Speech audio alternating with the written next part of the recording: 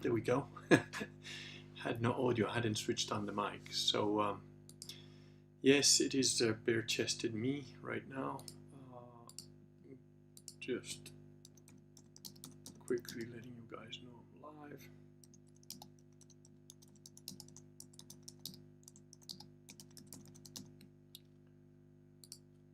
There.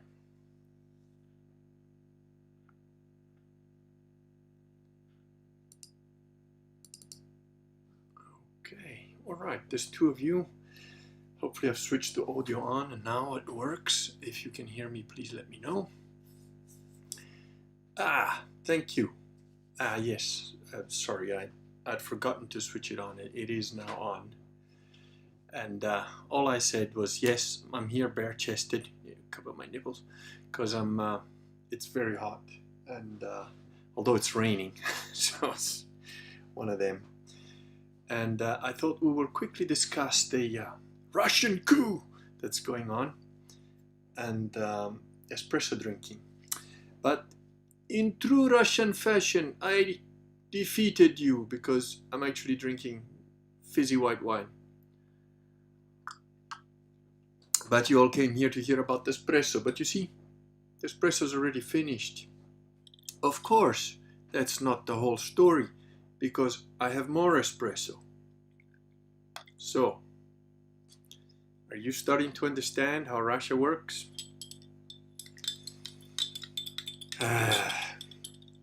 Okay, now, I'm pretty much staking my prediction on this, so if I'm wrong, you'll all be able to point and laugh at me as the Kremlin crumbles under the blows from Prigozhin's army. But if I'm right, then I think I have basically beaten every single professional analyst to the punch, because there isn't a single one of them that I'm aware of right now that is saying this is all bullshit, this is all kayfabe. It's like propaganda to like fool the West. So why am I saying that? First of all, because that's what I would do, because we Venetians are a sneaky people. Secondly, because I kind of know Russians quite a lot. I trained with Russians for a number of years. I got very good friends with them. Some of these guys were in special ops and very advanced special ops stuff. And their way of deception of sort of Russian military mindset, it completely fools the Western mindset. The Western mindset is so simple and is so basic that they can't even conceive of the way that Russians do things in terms of like underhanded behavior or whatever. So even and I mean this at every level, from the tactical level to the strategic level. Just look at Putin. Look how Putin rose up the ranks. Look what that guy had to do to become who he is and to be where he is. That is a level of machinations, and you know, people go on about Machiavelli. Machiavelli was a fucking idiot, and I don't know why people like think he was so great. Machiavelli was a moron. And his whole book about, you know, it's ridiculous. It's basic. You know, Machiavelli was a basic guy who said basic things that sound good. Total fucking theoretician, gamma type guy. You want to like look at real proper strategy? Yeah, people going about Sun Tzu, you know, so it's like Machiavelli's down there in the sewers. Then you got Sun Tzu, which is saying some pretty, again, you know, basic stuff. If you want to understand a level of strategy that is a level up from everything, read Gorin no Sho, Book of Five Rings. That is a much more deeper thing about strategy and tactics and so on. But an even smaller book, and I have the original in Russian, is by Viktor Suvorov. I don't believe there's a translation in English.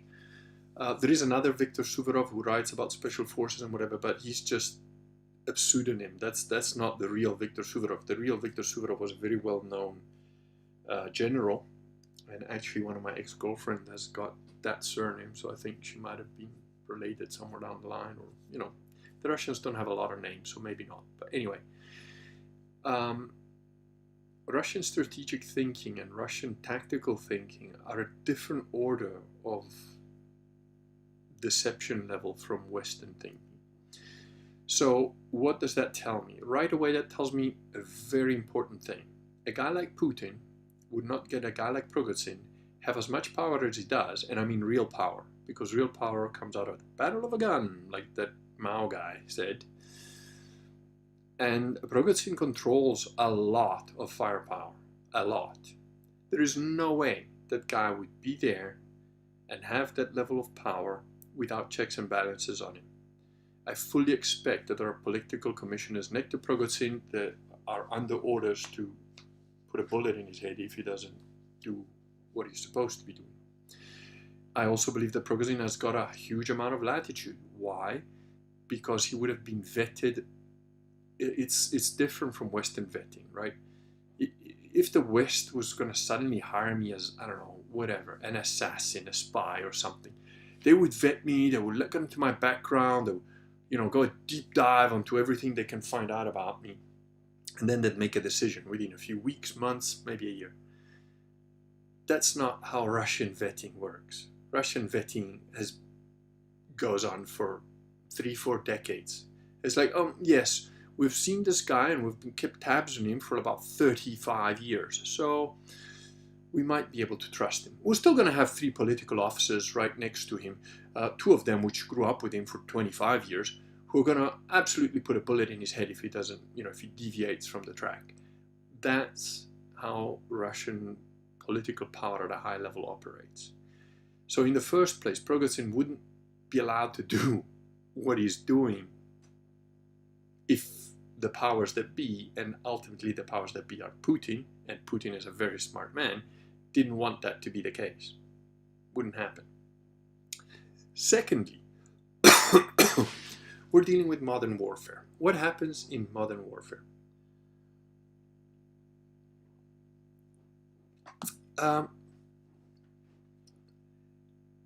In modern warfare, especially when you're dealing with things like, you know, Russia and America, you know, America through their proxies in Europe and whatever, but really America, NATO, everyone knows everything. You can't hide troop movements, you can't hide logistics movements, you can't hide materiel movements, you can't hide anything. Literally, your best bet in modern warfare is not like, you know, the big movements of the Second World War or whatever. That doesn't work because everybody's got satellites, everybody's got like super infrared whatever. There's videos of like Russian snipers blowing guys away in total darkness from like, you know, it's modern warfare is hell. You've got drones that will spot you from fucking miles away, that can nuke you from miles away.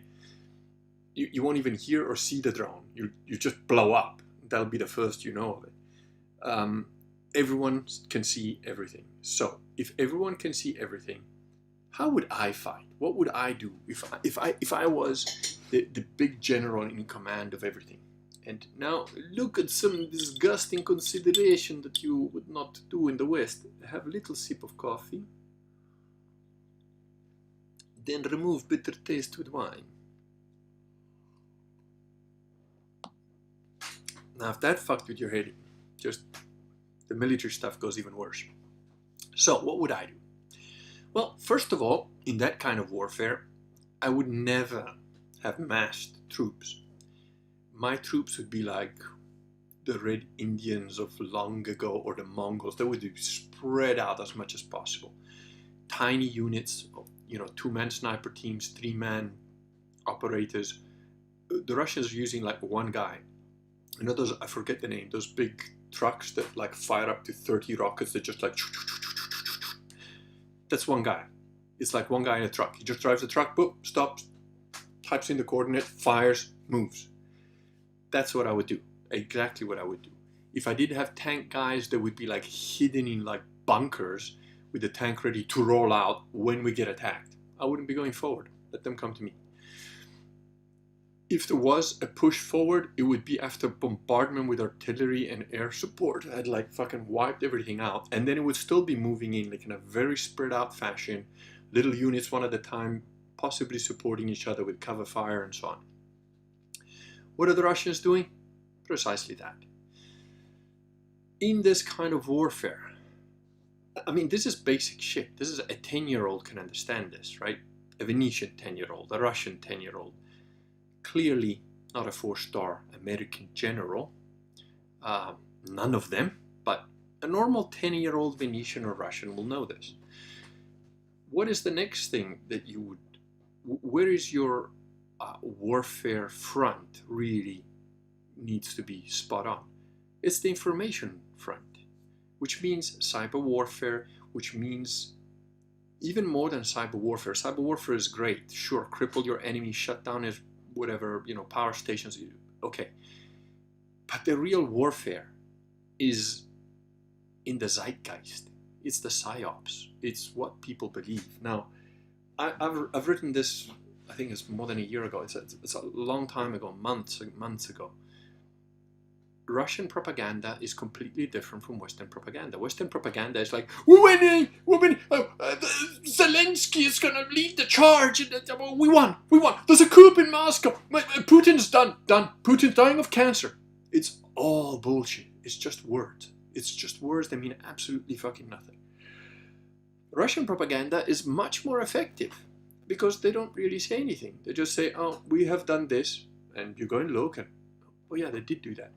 Oh, this is happening. Oh, yeah, that did happen. That oligarch is a bad guy, is not good for Russia. And that oligarch dies of some polonium poisoning. So it's like, fuck, whatever the Russians say actually is real. It makes sense. It's true. And they've been doing this for over a year. So when Russia Today, which is banned in the whole of Europe, so you probably can't see it unless you're using a VPN.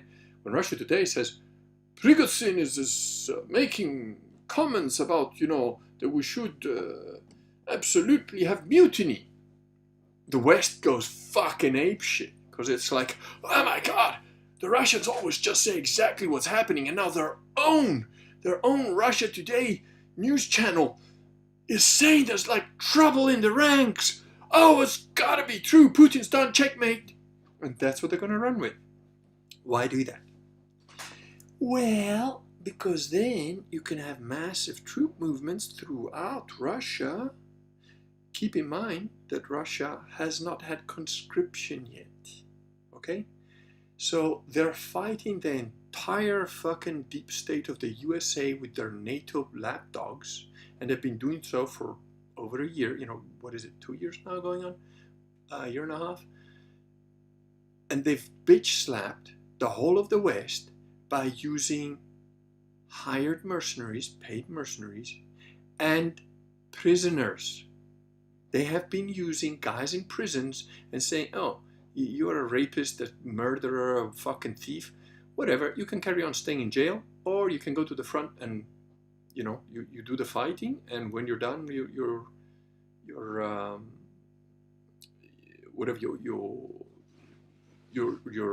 sentence is commuted. You're free, And I don't know if you know, but like I keep tabs on these little things.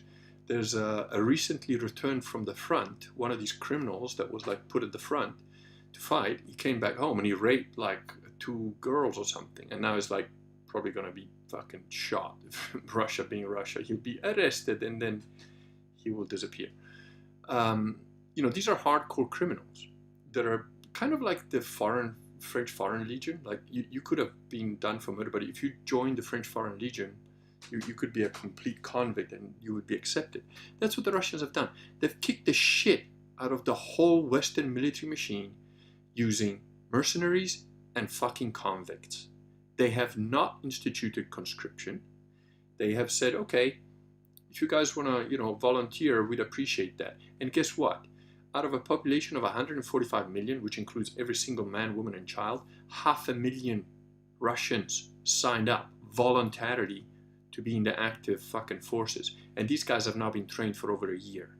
Okay? They have not been activated. They're just like waiting. Now, the Ukrainian offensive started and ended and nobody noticed because it's just a grinding machine of Ukis getting fucking wiped.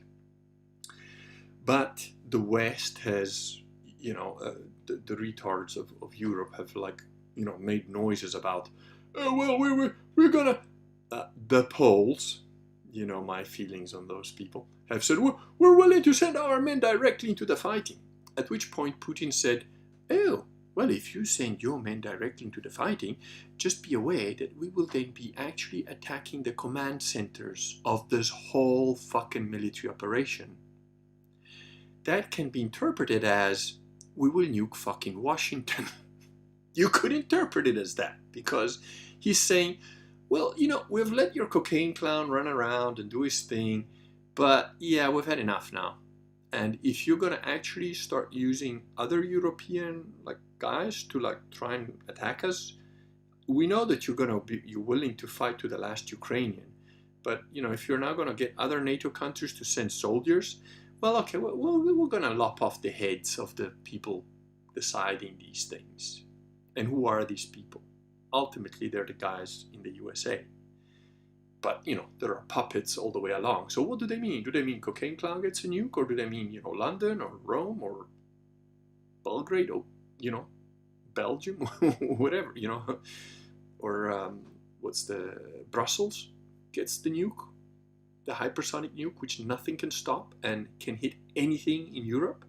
And the Russians have popped up subs around the coast of America just to let the Americans know. But yeah, here we are. I can reach out and touch you, buddy. So what the fuck are the Americans going to do? Nothing. But maybe Russia has now decided, okay, we've kind of gone as far as we can with the meat grinder. Time to show our teeth a little bit. And they might want to have a little bit of a push forward, which there has been intimation that some of this has happened. And they... what is it? Let me see, where's the Ukraine up there on the map?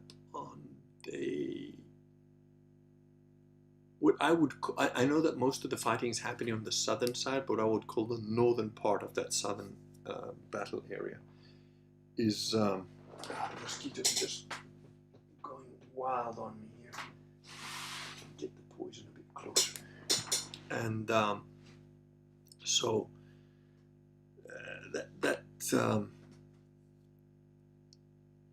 there has been a little bit of a push forward. But if you wanted to do a bigger push forward, that's how you can move troops around quite effectively, whether they're putting a cordon around the Kremlin, whatever they're doing.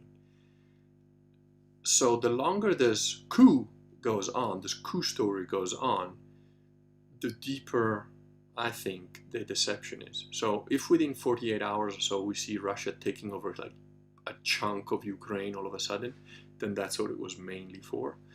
But if the coup story goes on for 2-3 weeks, then there's other shit going on, whether it's special ops movements, other things going on to distract, because it's, look, again, in Systema teaching, right? Even when you're training and a guy's takes a hit or whatever, and he's oh, my jaw is hurting, or you really whacked me, and it's oh, I'm so sorry, boom, and you hit him somewhere else. And then when he's I was telling you, I was complaining about the pain here, because, yeah, but now you're not thinking about that pain there because I took your mind off it, right? You got another pain now. It is the same sort of thing. It's sort of oh, coup in Russia. Oh, some third echelon motherfucker somewhere just dies of a heart attack. They won't even fucking know what happened. So, depending on the duration of the so-called coup, I'm not necessarily going to think it actually is a coup because it's been going on for a month. I'm not going to think that. Until and unless the Kremlin is literally on fire, they're dragging Putin's corpse out of it. I absolutely believe this is just total deception. So that's where I'm at. I think I've explained my reasoning. I think it makes sense. If you've got questions about anything, not necessarily about this, I will now continue with my little frizzante. Look at this, mosquito bites. The mozzies this year are vicious. Well, they're always vicious, but this year they're like very mild compared to last year and the year before. So yeah, okay, there's like 15 of you, so some of you must probably almost be listening. So if you've got any questions on anything, let me know. Otherwise, one other relevant, well, not relevant to this, but I've just uploaded almost a 4-hour video of the original debate between me and Jay Dyer, with spliced in all the answers to all the bullshit that he says as video. Now, I had done, this debate happened some years ago, but then I think the Ralph report got taken down or whatever, I don't know. The video disappeared off the net, but some guy had saved a copy and sent it to me. So I spliced in all my replies. So for those people who couldn't read, because it was a 9,000 word essay that I said before the debate I was going to do that, because I knew that Jay would just come up with lies and nonsense. So I did that. But, people don't read, millennials. So, what I'm drinking is, I think it's called Garda. It's a little slightly sparkling white wine. It's a cheapo white wine of this region. Nothing special, but I like it. Yes, Jay Dyer the liar. So if you are, I've got slightly autistic tendencies like myself, you may well enjoy a 3-hour, 40-something minutes of complete takedown, point by point, nothing left out of the whole Jay Dyer nonsense. And his absolute bullshit that, like, I lost the debate because I didn't know who Denzinger was, which of course I knew who Denzinger was, and I know that it is both a person and a book. And even some so-called Catholics that later said, oh, it's embarrassing that the Kurgan thought Denzinger was a person. To which Fox replied, it's embarrassing that you think he wasn't. And Denzinger was both a person and the works that he put together, known as his Denzinger, the books that he compiled. So if you want to enjoy a really detailed takedown of Jay Dyer's nonsense about why sedevacantism isn't good or real or whatever, there you go. You got 3 hours, 40 minutes of unadulterated, fully autistic, like point by point comebacks from me. That really leaves nothing for him. He literally doesn't have a single point, not a single one. They all get crushed. By the way, thank you those of you who did super chats, because the first payment from Google did come through, so they work. And I'm now considering doing a subscription only videos, maybe once a week or something like that. I would appreciate you guys letting me know, either on the community tab of my video channel. Just make a comment there, ping me an email, drop me a comment on the Telegram chat for the Kurgan View, whatever. Let me know if it's something that interests you, because what I'm thinking of doing is to make it like worthwhile. I think probably maybe 100 people need to sign up, and it's like a couple of bucks a month. It's nothing. It's not like a huge thing. But what I wanted to do, if we have like 100 people signing up, that makes it worthwhile, because it's only a couple of $100 a month that I get, but 100 people allows me to have each person within a year and a half to like select the topic. So if the subscribers want specific stuff, we could do, or maybe, and if there is more people, we can always say, okay, like we need at least 3 or 4 of you to like agree on the topic. And if you request that, if 3 or 4 people request the same topic, then that's what we do the live stream on, with only the subscribers, so we can have an actual real sort of conversation. And it can be on anything. It can be on education, it can be on maths, it can be on physics, it can be on astronomy, it can be on hypnosis, it can be on whatever you guys want. So it's another it's something I enjoy doing, because if you got those of you that are subscribed to Kurgan TV, you will see that I've done like seminars about Systema and so on, and some of that stuff is up there. But I do have a huge level of information on like some pretty odd topics, And if you're interested in that sort of thing, and you know, I do enjoy the actual classical Greek arguing, so finding out stuff together by like presenting your premises and so on.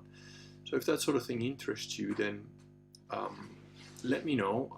I haven't launched the subscription thing yet. You can't subscribe to this channel yet, but I will do over the next, I don't know, days, weeks, something like that. I will announce it. I'll do a live stream when I do that.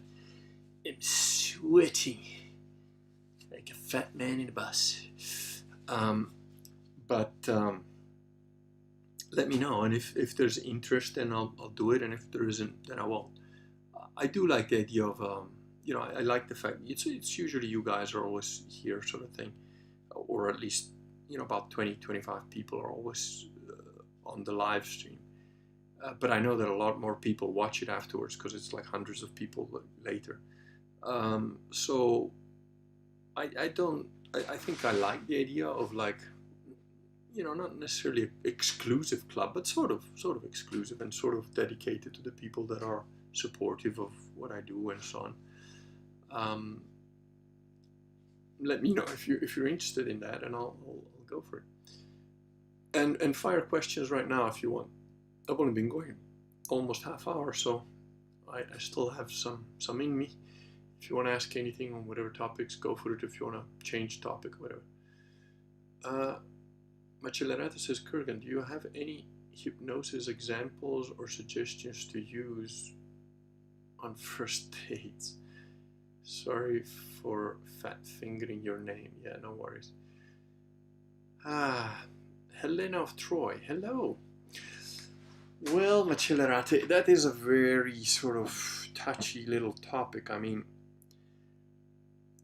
I'm not...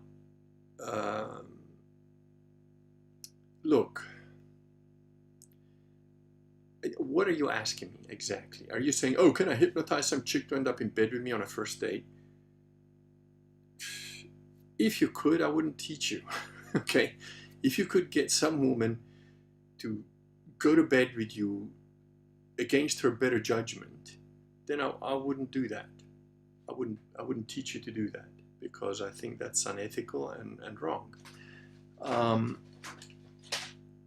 Ultimately, you know, a sexual aid and a sexual relationship, a romantic relationship of any kind, needs to be consensual. You know? And I think anyone that doesn't agree with that has got some serious fucking problems. I have been in situations where, I don't know how much I can say on this really, but I think it's fair to say, when I first met my current wife a long time ago, we did end up in bed together, but she was, and I hadn't realized this until, you know, she was sort of naked in my bed, that she had been drinking, and you know, I've never been a drinker much. I've never really been drunk. Certainly I've never been drunk at all at that point in my time. I was drunk once, and that was as an experiment, and that was with her, you know, to like, and I told her, I said, I'm going to get pissed, so can you like look after me? Because I've never done it, so I just wanted to try it out. But anyway, she was quite under the influence of alcohol, and as soon as I realized that, and we were already, you know, engaging in some sort of sexual contact, I stopped, because it just doesn't do it for me. You know, I absolutely,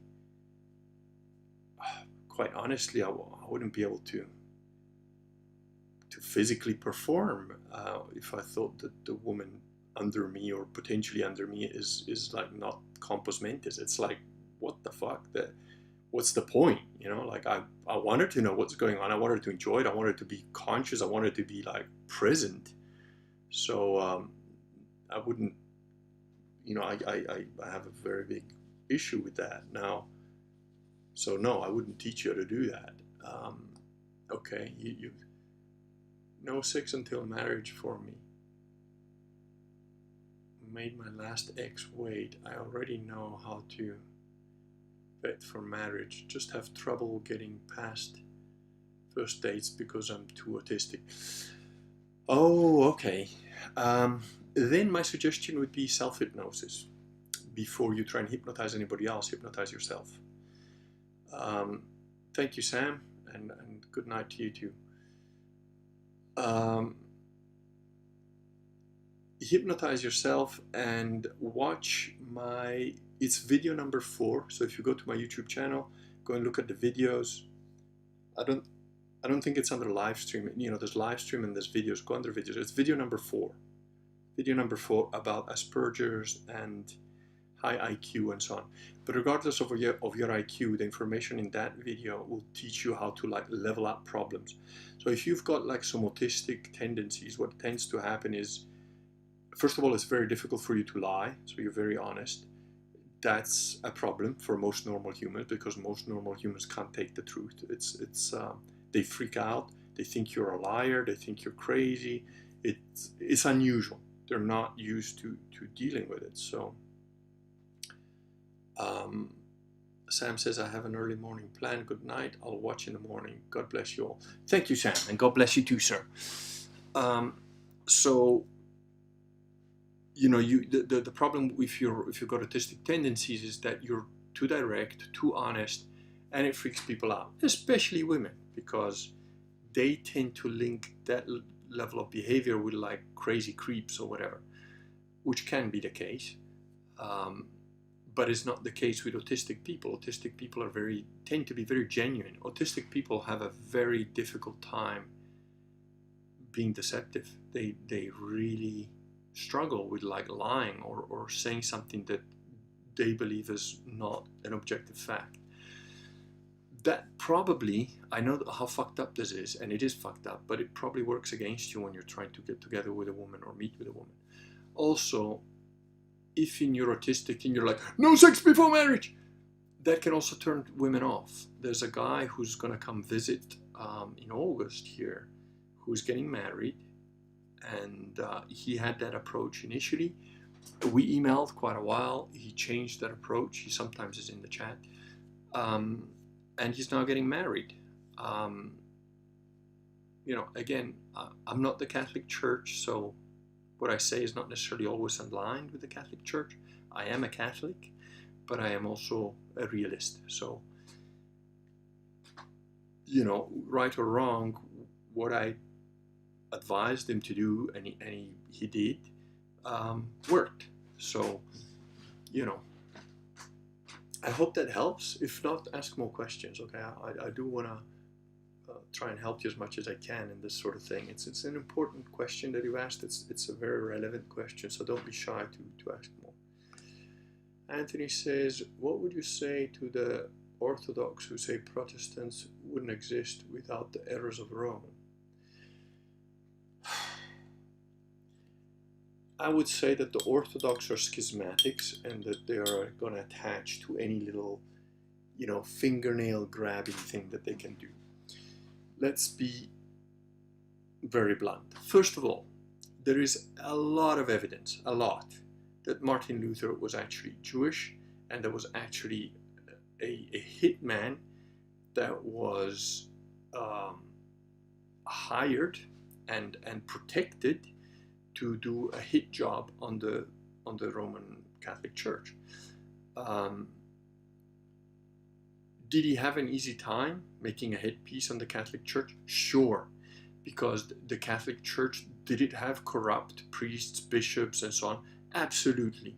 Did it have greedy fuckers in there? Did it have greedy, bad, even evil, gay, whatever popes? You bet, it did. Did it have valid popes that were really bad popes? Sure. The Borgias, for example. They had popes that had orgies, that bad popes. Were they valid? Yes, they were. Why? Because they did not try and change the actual dogma of the Catholic Church. They did not try and change the dogmatic rules of the Catholic Church. What they did is they behaved like pirates and greedy fuckers and power-hungry despots to enrich their own families and their own personal perversions or whatever. But the thing is, the Catholic Church understands all humans are flawed. And even popes can be absolutely flawed. Now, take a Borgia pope. Were they absolutely flawed human beings? You bet. Were they bad popes? You bet. Did they change Catholic dogma? No.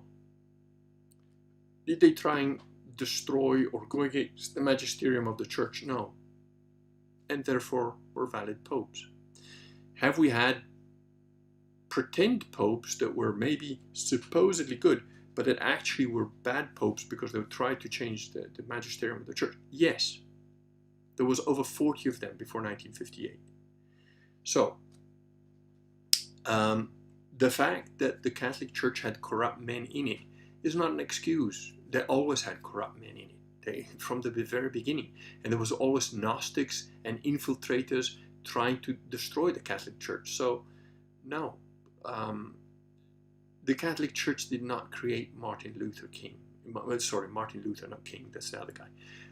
Martin Luther was a plant. He was a guy that was there to do the bidding of whoever had interests in this. And of course, the Jews who are, they hate Catholicism, had a stake in it. The various princes that were paying tithes and so on to the Catholic Church had a stake in it. And in fact, if you read the historical reality of the Protestant so-called Reformation, and I suggest Rodney Stark, who is a Protestant, is not a Catholic, but he's an actual honest historian, and he explains very clearly, documents the whole fact that the Protestant Reformation had very little to do with theology, absolutely almost nothing. It had everything to do with money. Now, who loves money?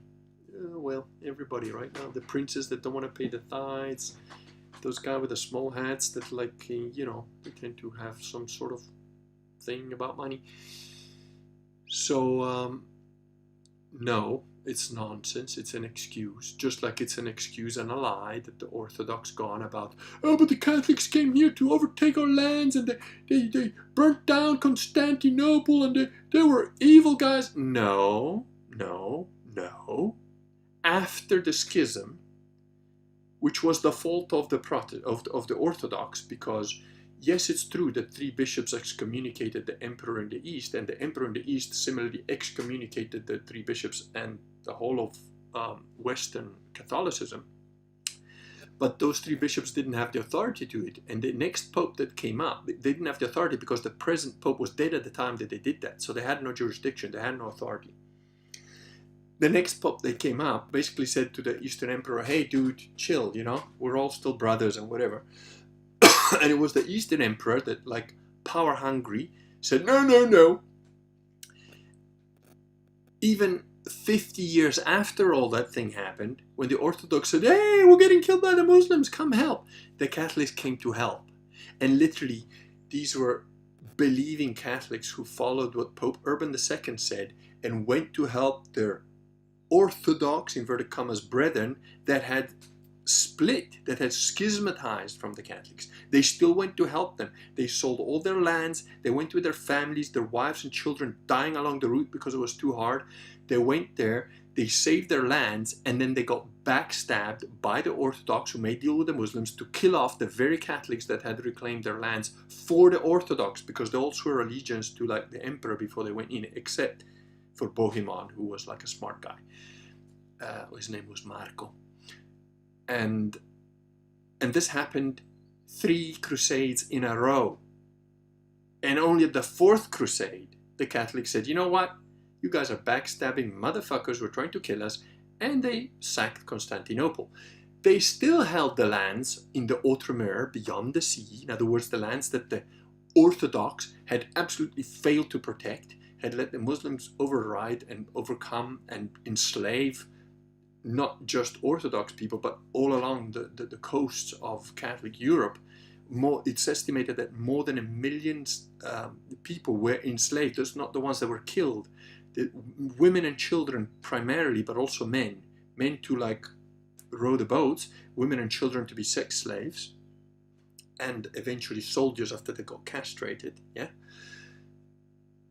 by the Muslims, and they couldn't protect it. The Catholics went over there, fought the Muslims, regained the land, had to fight off the Orthodox as well, who would make deals with the Muslims to kill them, wouldn't send the food and water that they promised to supply to the guys who had come to reclaim their cities that they'd lost. And they did this for 200 years, being totally financed from Europe. And after 200 years, when they couldn't finance it anymore, they just said, look guys, okay, fine, can you at least take over all the castles that we built for you and just look after them? And they wouldn't even do that. Spearminsky, religion poisons everything. I'm feeling gracious today. I'm not going to ban you right now, but you will retract that or you will be banned in the next 5 minutes. Religion does not poison everything. Religion is not responsible for most of the wars that happen, and in fact, go and educate yourself. Read The Irrational Atheist. There's maths that has been done there on every single war that's happened. Less than 7% of wars are based on anything to do with religion, and more than half of those are to do with Islamic religion. So, yeah, stop talking shit. Retract or be banned. You've got 5 minutes.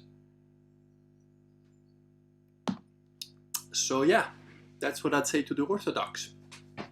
Happy, Anthony? I doubt it, because the truth hurts. Remember what I was saying before about how autistic people tell the truth and normal humans can't deal with it because cognitive dissonance? And you know what cognitive dissonance is? It's basically when your idea about yourself clashes with reality. What happens is we all have this idea about ourselves in our head. I'm this guy, I want to be this kind of dude, I'm this and I'm that. And then reality comes along, picks up a brick and smashes you in the face with it. And you go like, I didn't see that coming because I was blindsided. I'm still right. My way of bang, the brick hits you again. That's what happens. That's what cognitive dissonance is. Once you realize, if you realize, which a vanishingly small number of people ever do this, when you realize that you are not your ideas about yourself, and when you learn that you can modulate those ideas and change them and improve on them based on actual factual reality, then life starts to make a lot more sense and everything becomes a lot more easy to accept. Now, I'll give you a personal example. Anthony, I believe you're probably an Orthodox. I believe you're probably an American that has bought into the Eastern Orthodox is the coolest one because, yeah, they're like, not gay and Russia's strong and you probably bought into the like nice wrapping that it comes in. And that's fine, I get it. But most so-called American Orthodox haven't got a clue. They get pulled in by the tradition and the ritual, which is all good. It's all good stuff. But, Catholicism has been totally overrun and taken over by imposters. So what most people think is Catholicism is not. They're actually satanic pedophiles that are, running the fake church. Actual Catholics, the only actual Catholics left are sedevacantists. If you've read any of my blog stuff, if you follow me at all anywhere, you know this. If you're on Kurgan TV, there's a whole series that goes into detail of that. Or if you've read my books, Reclaiming the Catholic Church and Believe, you would know this. But the reality is that orthodoxy is schismatic and wrong. And you're probably fighting that very thought. If you are still listening, you're probably going like, but. Listen here, I was in my 40s. I was like 42 before I realized that I was absolutely, totally, 100% wrong about my Zen agnostic belief system. Absolutely wrong. Spearminsky, you have got not a lot of time left. You've got about 3 minutes left before I ban you if you don't retract. That's it. You'll be banned permanently. There's no comeback from it because I never go and change it. So I don't care either way. You're nobody to me. But if you want to stay in the chat and be able to comment again in the future, either retract that statement or you will be banned. So like I said, I was totally wrong about Christianity, Catholicism in particular, which I thought was like, the worst religions in the world, as far as I was concerned, were Islam and Catholicism. Catholicism was a close second. And now I find myself a hardcore Catholic. So, but that's happened multiple times in my life, either by divine design or luck or misfortune, whatever.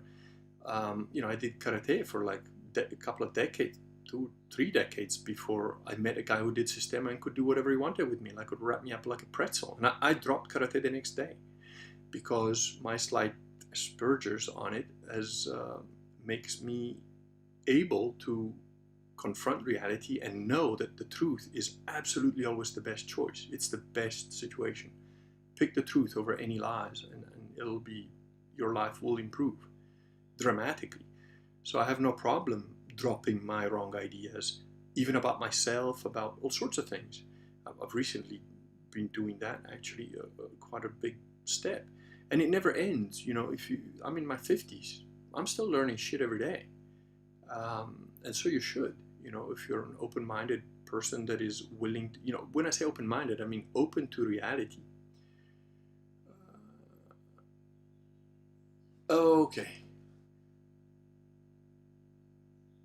The Catholic crushing down on differing viewpoints. You're for sure OG. Okay, you know what?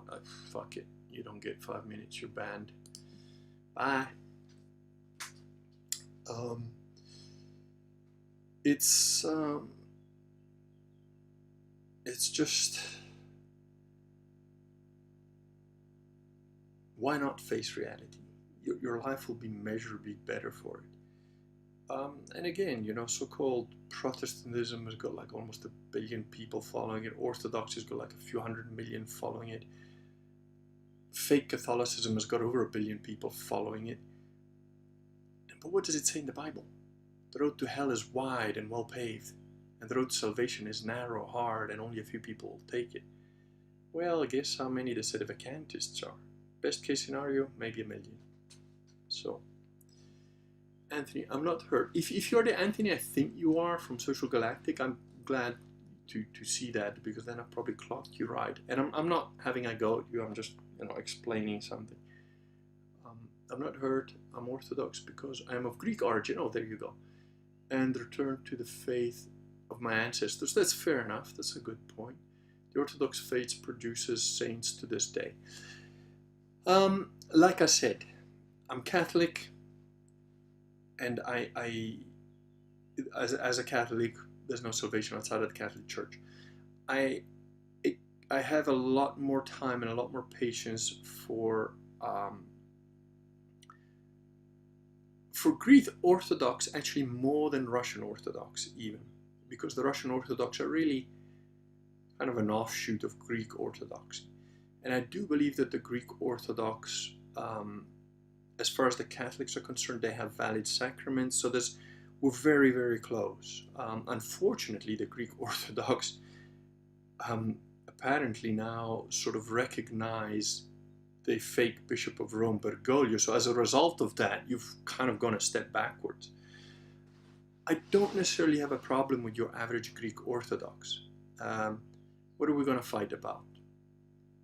The Filioque and the Pope being the jurisdictional leader of the whole church.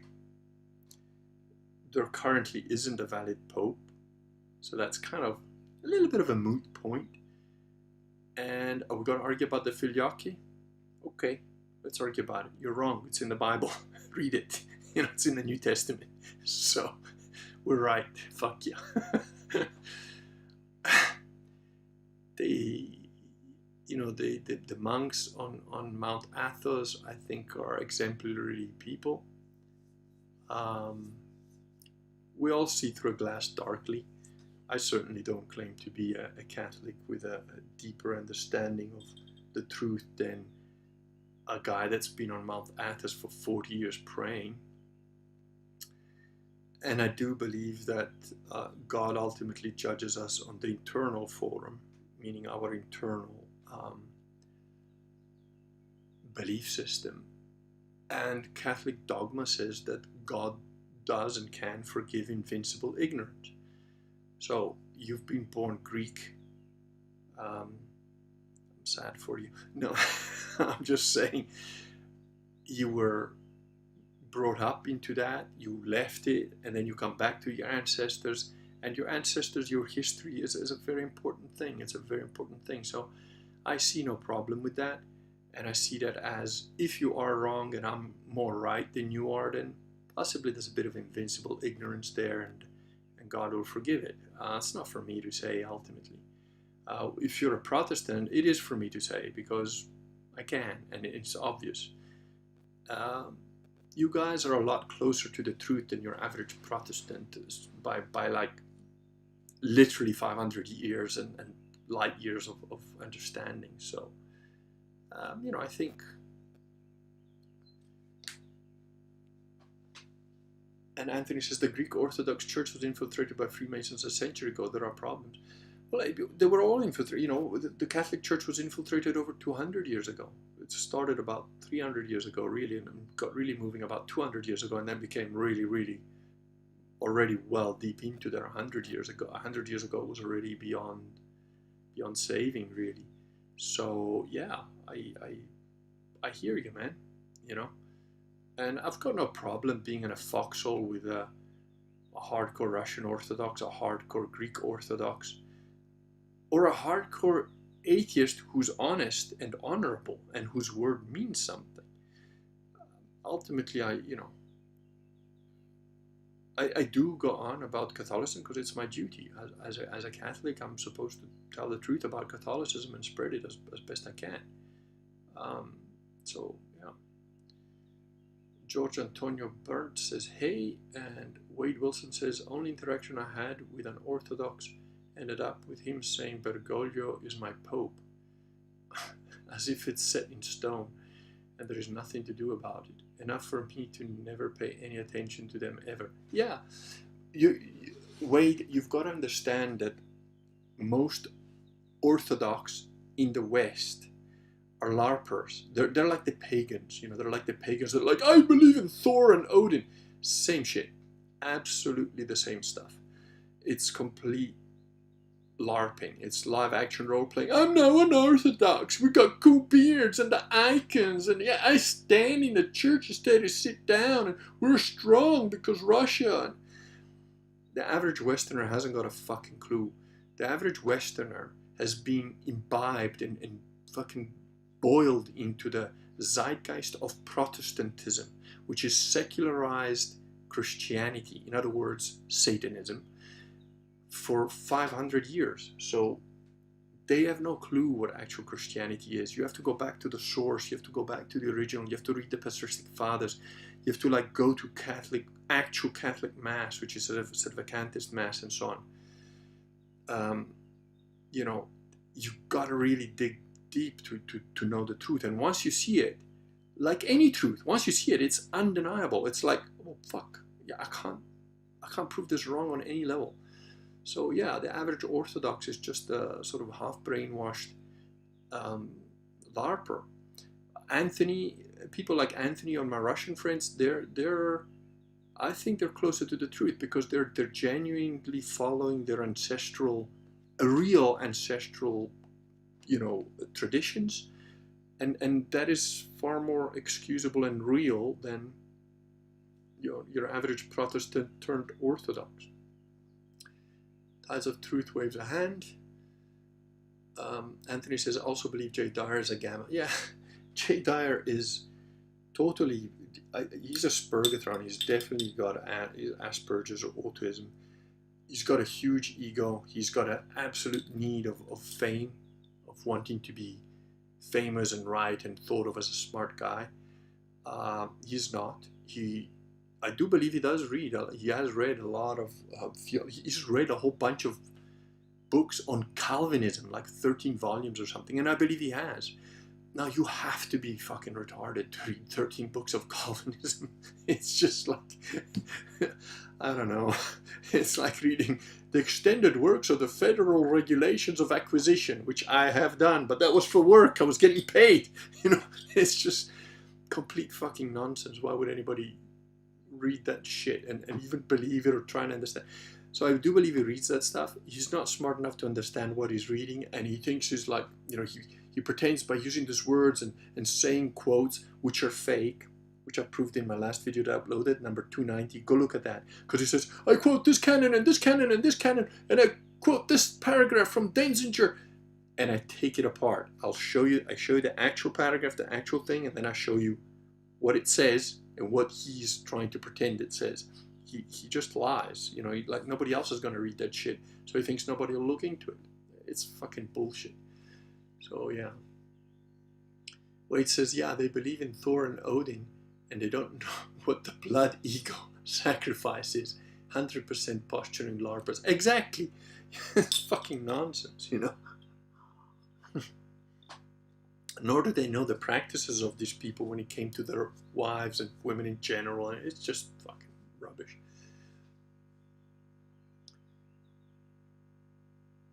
Tide says, good to see you online at this hour. Yeah, well, if you're an insomniac, and what are you gonna do? Jay Dyer is hard to stomach. He is, but do go and look at my 3 hours, 40 minutes of autistic wisdom. And, if you're into that sort of detail, it literally is a blow by blow. And I haven't cut out anything from the original. I didn't remove anything from the original. I just added my bits in as a response to all the bullshit he says. To literally every bullshit statement, there's a response. So enjoy. George says, will Wagner Group control Russia? Now, if you haven't seen the beginning, then I suggest you go back and look at the beginning. Wade Wilson, Jay believes lions ate grass before the fall. He really isn't the sharpest tool in the shed. No. Oh, I didn't know that. Macellerate, thank you. Thank you for making me aware of this additional data point on VJ Dreyer, as I like to call him, because he is. And any normal woman will tell you that. That is frightening. Yeah. Lions ate grass. I've been in cages with actual lions, including lions that I didn't know and didn't raise myself.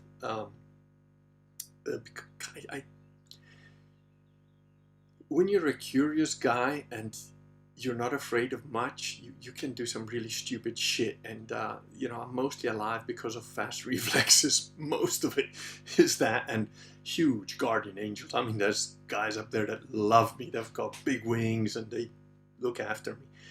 But I could introduce Jay Dyer to some lions, even domesticated ones. I don't think he'd fare very well, though. So yeah, I'm really enjoying the chat. Actually, you guys are so perspicacious. My recent economic downturn is such that I'm considering starting up some work that I thought I left behind again. But be that as it may, unless you guys start to buy like my books by the thousands and I don't know, sign up to Kurgan TV by the literally hundreds instead of about 200 or whatever we got, I'm probably gonna have to take up some kind of official work again soon. I don't know, we'll see. But that aside, blue sky thinking. I've been considering some of the firearms that I'm looking at that I like. I think I'd like to get a 45 ACP, the original 1911 sort of handgun. They're just elegant. I like them. I don't particularly shoot very well with them, but I do.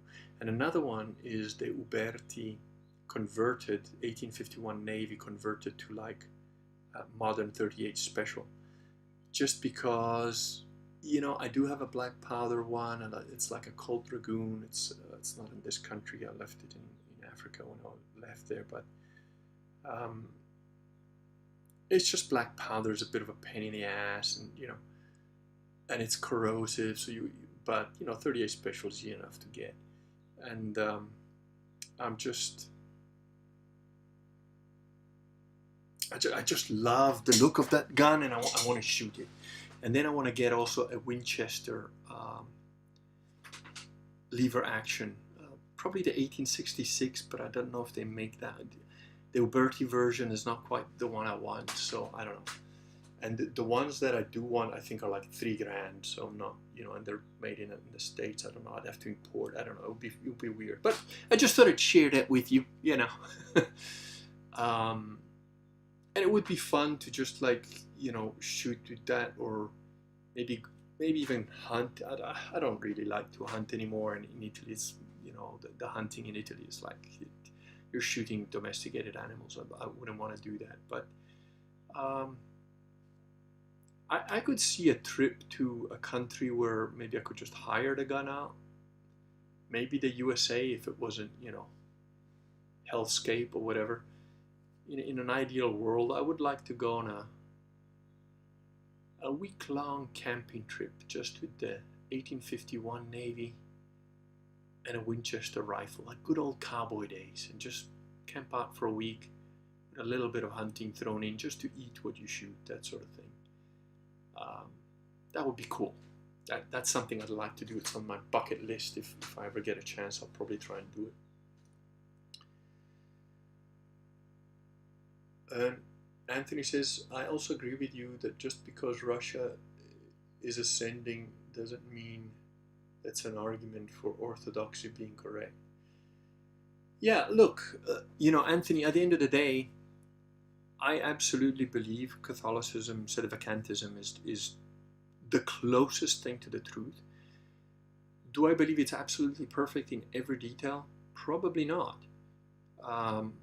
But it's the closest I've ever found, bar nothing, bar absolutely nothing.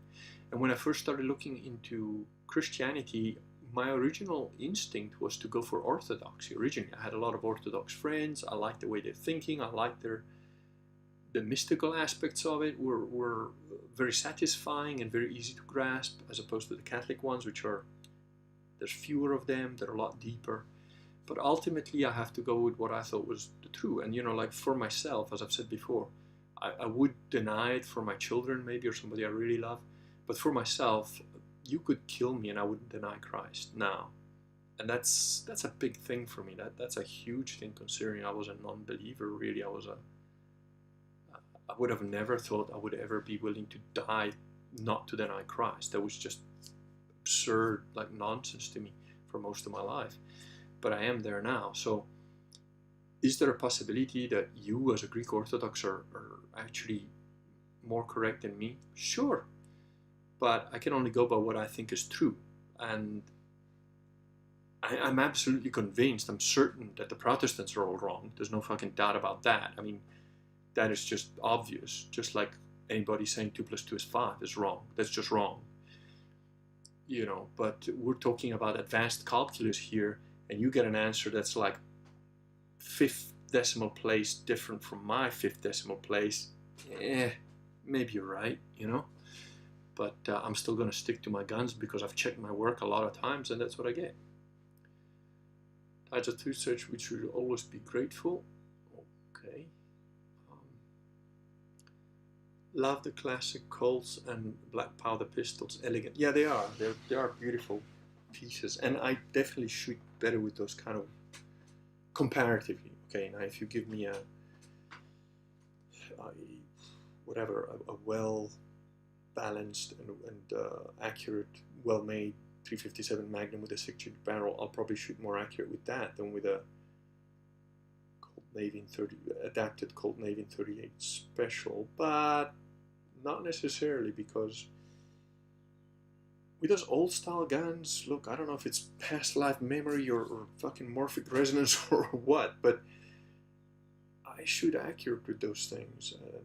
Don't know why. It's just they naturally fit my hand really well. Cordell Mitchell says, do you think black holes are real? Box posted an article the other day how some mathematician proved they were fake or something. Yeah, I read that. Here's a problem I always had with black holes, which most people never understood. The original guy that figured it out, which by the way was in the trenches of World War I, while he was in the trenches of World War I, that's how he came up with the concept of black holes. And that's why they're called the, what's his name? it's a German name, Horizon, right? But what did that guy say? All he said is like, well, when things get really massive, they start to crush in on themselves because of gravity, and then they crush in more and more and more, and they become so dense, you get neutron stars. You know, these things have been observed, neutron stars.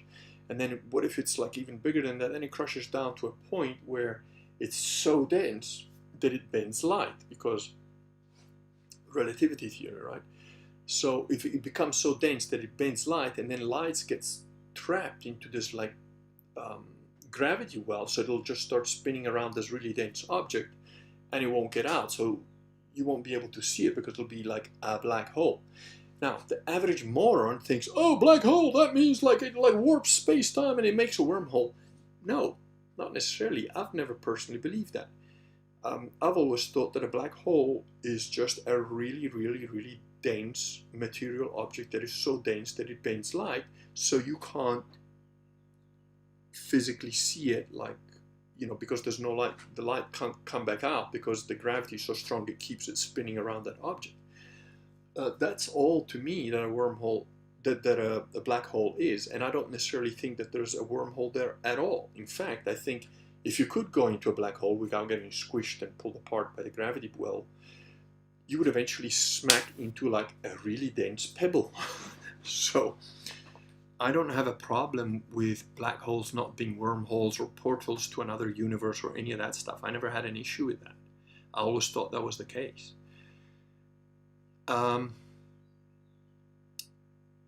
Do I believe that a wormhole is possible? And to summarize, the new supposed calculations done by this woman, which I find a bit suspect, are that as a wormhole forms, in other words, as the star continually get more dense and dense and dense, it releases material, radiation, you know, that the atoms release a bunch of stuff, which makes sense to me. It is what happens in most of the other things.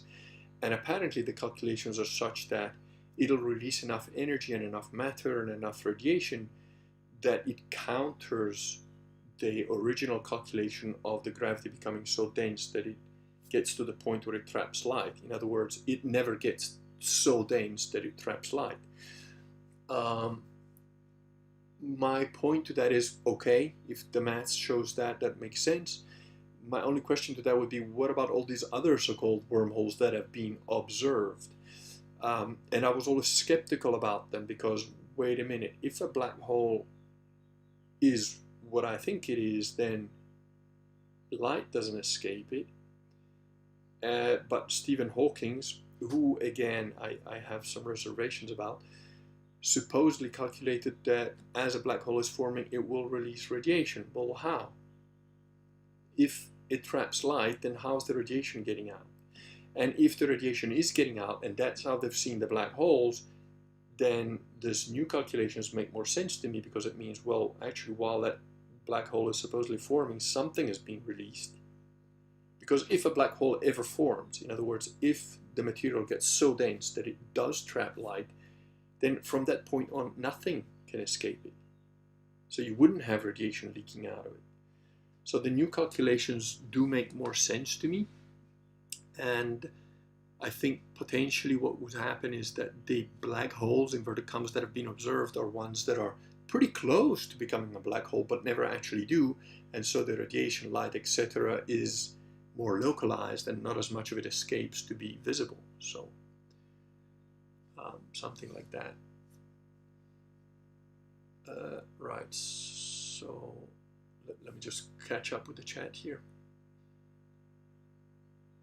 Okay, so that was Cordell's question. I hope I've answered it. Tides of Truth says, Winchester lever actions are rad. Be fun,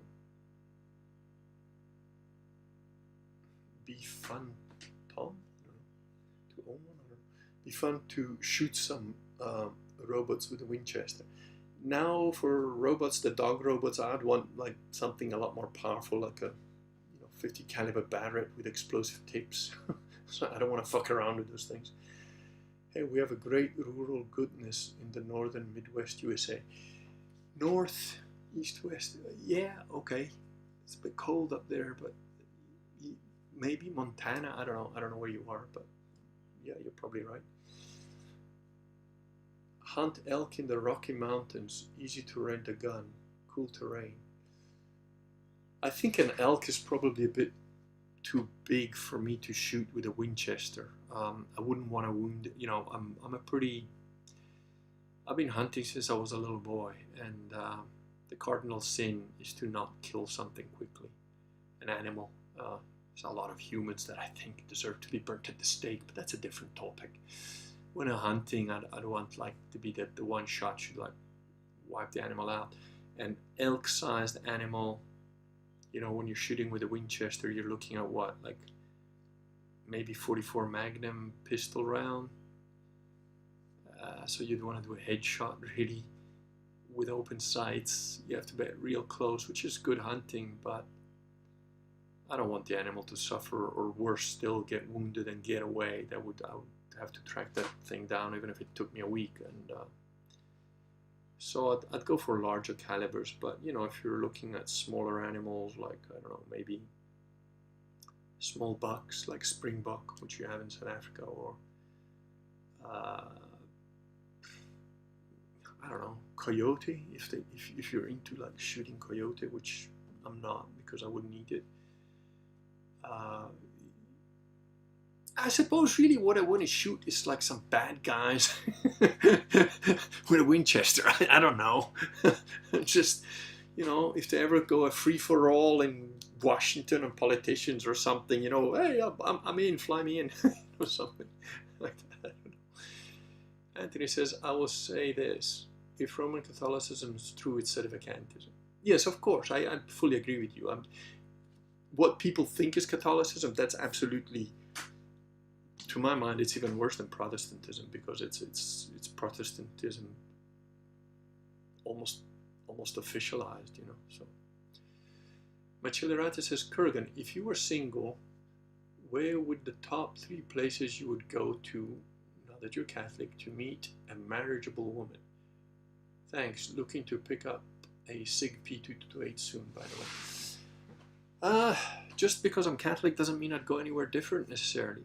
I would go to yoga classes.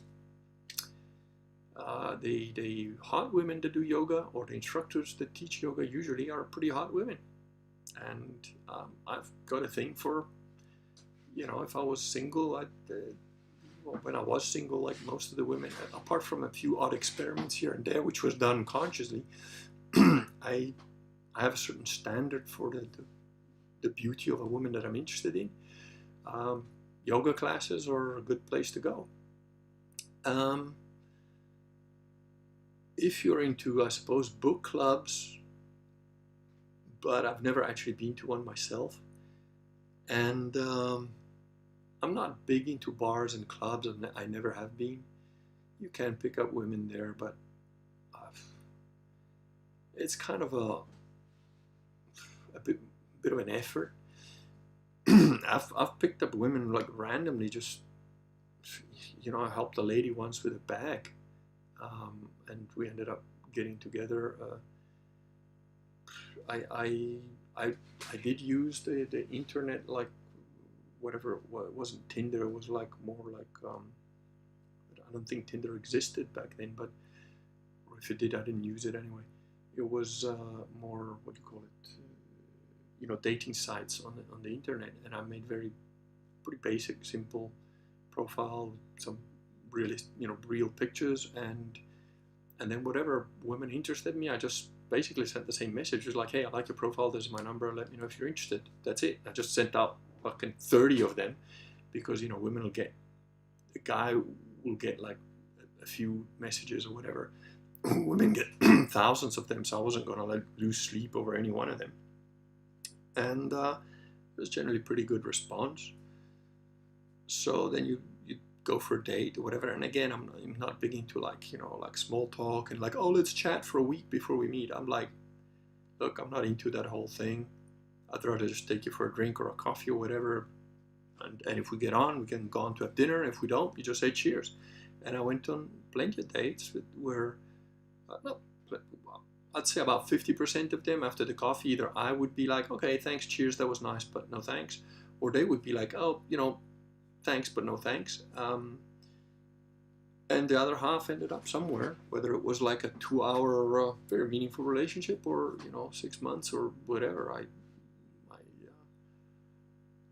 my second wife I met on the internet, and that turned out to be a shit show, but kind of good while it lasted for 1 year. So yeah, I hope that answers your question. Hakan says it's 5:23 local time. Yeah, it's 5:30 here. Anthony, theology aside, as Southern Europeans, we both agree that your average Anglo-Saxon is a lost cause. Yeah, they are. They're sad people because they're simple, really. They're simple-minded compared to us Southern Europeans.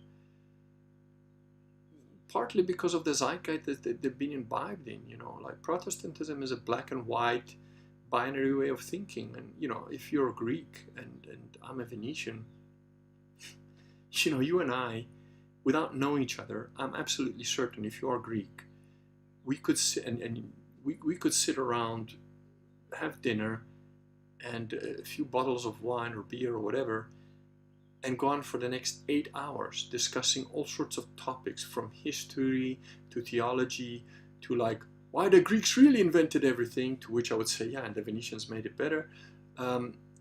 We could argue as friends and as disagree and agree, and we walk away from that as that was a really cool evening. I really enjoyed like talking to that guy. With your average Anglo-Saxon, that is extremely rare, and if it happens, it would be on technical topics like astronomy or physics or chemistry. Less likely biology, although Rupert Sheldrake is British, and he's a very interesting character, but it's a different nature of I would say the Anglo-Saxons have been mechanized a lot more than the Latinos or the Greeks. We are a human people. The first time I went to Greece, which was actually my ex-wife took me there as a birthday present for my 40th, actually. And we went to Athens. I honestly expected Greece to be like a country of Ron Jeremy's. If you don't know who Ron Jeremy is, he's like a hairy porn star with a medallion, just oily, kind of greasy looking fat dude with like greasy hair. And I just thought, well, he's Greek. He looks like a Greek. That's what the Greeks are all about. And I was pleasantly surprised that the Greeks are a very human people. Very, very human, humane, funny, deep, interesting people. They can also be very stubborn, very, very set in their ways. But so can your average Venetian, Abruzzese, or Sicilian. That's how we are. It's like, yeah, I'm friendly, I'm a guy. But if you say that thing about that, I will kill you. Just don't do that. And it's fair enough, So, yeah, I kind of feel sorry for the Anglos. I do feel sorry for the Americans because they're probably one of the most sort of brainwashed / ignorant people on the planet. And it's not really their fault. But, you do have the internet. Come on, guys, wake up a little bit, But the English, they're sort of a repressed people. They're all the Protestant sort of nations are a bit like repressed. So it's like, yeah, kind of feel sorry for them, really. Haken says Midsummer's Day. Gorgon Mitchell says, I'm torn between buying a 4570 or a Romanian, Romanian PSI Nexty. I don't know what that is. PSI Next. I don't know what the Romanian thing is. I don't know the 45.7 cartridge. I've never used it. I don't think it's very easy to obtain out here, so that's why I'm sticking to like, mainstream sort of calibers in for the Winchester, which are basically pistol rounds. I don't know what the 4570 is like. I don't know anything about it, so. Bachelorette says, thank you for the info, especially the dating app suggestions. Yeah, go on Tinder, whatever, swipe right 100 times. And it's a numbers game. With the online stuff, it's just a numbers thing. You just have to like churn the numbers until you get enough dates that you're going to date. And it doesn't have to be serious. You don't have to like pour out your heart, straight away. Go on 100 dates with 100 different women.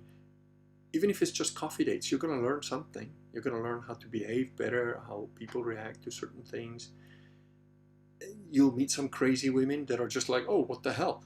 You'll meet some very nice women that maybe are not interested in you. You'll meet some women that are very interested in you and you have no interest in them. And all that is good. It's all good to like inform you and educate you about, you know, atypical, neurotypical humans, which apparently you're not by your own admission. So, Wade Wilson's, you can't really choose the time or place when you'll meet someone who is right for you. I met my woman on the internet despite me avoiding the long distance thing like the plague. But if you're open to it, you'll find it, just like with everything. Yeah, you know, and there isn't one person for you, probably there's many. I mean, like once you find that one, then that's that one. But you know, until then, I mean, and you know, of all the, I did a lot of like online dating at one point, and it was fine. But ultimately, my current wife, I met just randomly as a result of looking for an apartment. You know, that was so.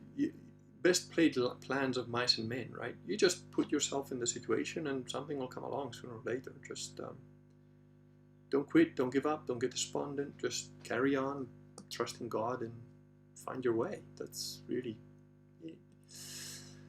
Okay, guys, it's been an hour 22. The weather's still crap, so I can't. I've rejigged the gasifiers filter and the blower, so I have to sort of reassemble them, do some finishing touches, reassemble them, and then test it out in dry weather, which unfortunately it's not. So that's. I'm going to say good night unless there's like one or two questions that come in the next minute or so. I really enjoyed the chat today, so thank you for that. Let me know about the subscription thing if you guys are interested in that. Yeah, just remember there are super chats now on the channel, and they do work. I've actually got the first payment from Google, so thank you for that. Those of you that like put me over the like $100 threshold or whatever it was, I appreciate it. It's very kind of you, and I am setting that aside for, I don't know, tractors or Winchesters, hopefully both. So thank you for your support. It's very much appreciated. Good night, great stream as always. Well, thank you, Wade Wilson, and thank you every one of you. God bless every single one of you, and may all good things come to you. Thank you for being on the stream. Good night.